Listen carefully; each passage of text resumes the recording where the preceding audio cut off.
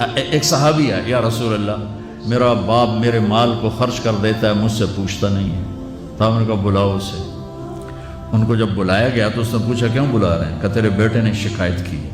تو ان کو اتنا دکھ ہوا، انہوں نے چند اشعار پڑھے دلی دل میں، زبان پہ نہیں، دلی دل میں، اور مجلس میں آ گئے۔ جب پہنچے دربار رسالت تو جبریل آئے ہوئے، یا رسول اللہ اللہ تعالیٰ کہہ رہے ہیں اس کا مسئلہ بعد میں سنیں، اس سے کہیں وہ شعر سنا جو تو نے بیٹے کے گلے میں کہے ہیں، اور اب تیری زبان سے ادا نہیں ہوئے پر تیرے اللہ نے سنے۔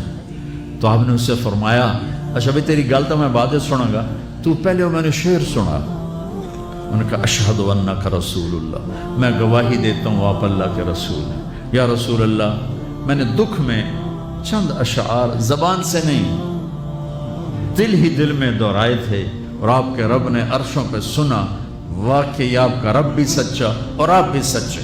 آپ نے کہا کیا کہا تھا؟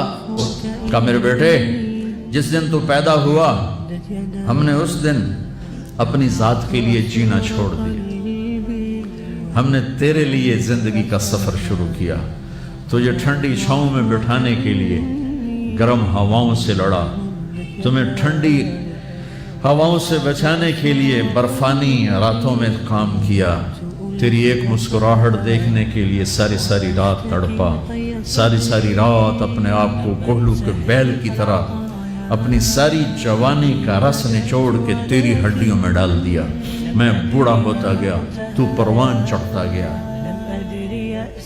میری کمر جھک گئی، تیری کمر اٹھ گئی، میری ٹانگوں سے جان نکل گئی، تیری ٹانگیں مضبوط ہو گئی، میرے ہاتھ کانپنے لگے، تیرے ہاتھ مضبوط ہوئے، میں لڑکھڑانے لگا، تو اترانے